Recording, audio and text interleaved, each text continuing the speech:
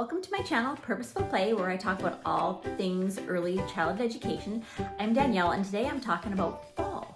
It is that time of year already, and I wanted to share with you some great process art activities that children can do using fall materials, or materials, nature materials that we find in the fall. So let's get started.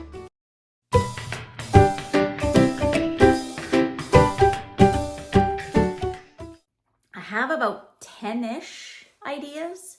I'll start with an obvious one and really a very common, well-used one are leaf rubbings. You could also do bark rubbings. So having those materials in the classroom with paper and crayons, they have to be naked crayons. Do they have to be naked crayons? I guess they don't have to be naked crayons.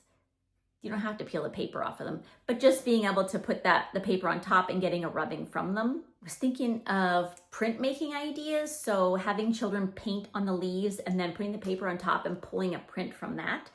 That's a great thing to do. I wonder if that would work with bark as well. It might. And of course, tried and true apple prints, so cutting apples in half, either vertically or horizontally, depending on how you want the print to look, providing different colors of paint and apples and paper, and having children do those prints or stamps from the apple using paint. There is an artist, Kandinsky, and I thought it would be great for children to study that artist's work and then create their own trees of life. It has this artist has used circles of different sizes. Is it concentric circles? I think when they get smaller, and has layered them to create the tree of life. And it's really, really beautiful. So I was thinking maybe children could use those punches to punch out different sizes of circles, and they can create those stacked colors and create their own tree of life, inspired by Kandinsky. If you have coffee filters or really absorbent paper towels, like those white ones, not those brown, really crispy ones that they have at schools or typically have at schools, and you use eyedroppers or pipettes, use watercolor paint or just water dyed with food coloring, and children do drops on top of the coffee filter or the paper towels, and they turn out so beautiful. You could also provide tracers or shapes so that if children want, once they're dry, they can cut out leaf shapes from those beautiful coffee filters or paper towels. And then they can, if you have a classroom tree, you can add those to your classroom tree, hang them in the windows. I was recording the video and it popped up that my storage was full, and I have a lot of storage on my phone. I really need to go and delete some things. Anyways, there's a couple of books that I love that might inspire some art activities.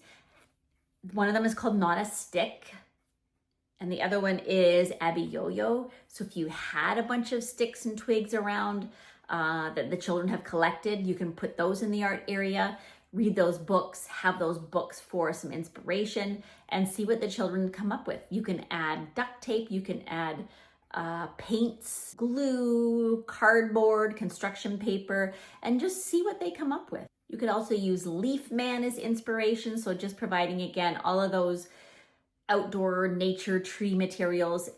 Paper should be pretty heavy duty paper, and then some glue, and just, again, see what the children come up with using Leaf Man as inspiration. And I think this is my last idea that I wanted to share I've got two more.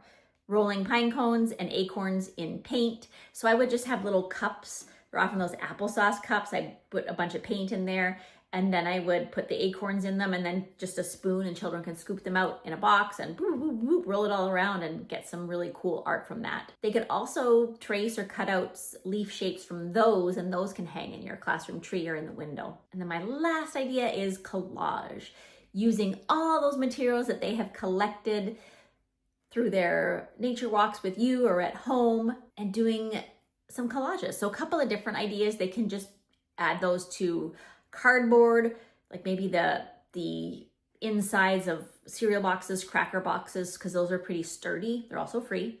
They could put them in contact paper, and then you put a piece of contact paper on top, and then you have kind of like a stained glass piece of art that you can hang in the window. You could also hang them from the ceiling. Those look really cool hanging from the ceiling if you're allowed. And then the other one that I've done is a collage shadow box.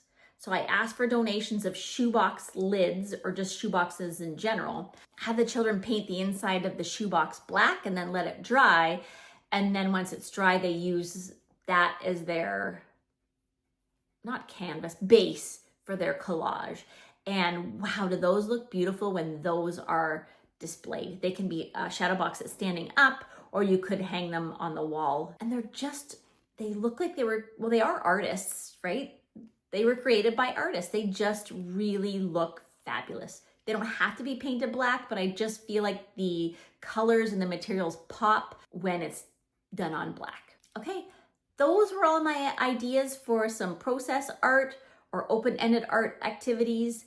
I think you guys know how I feel about those crafts and what children are learning when doing the crafts compared to the process art.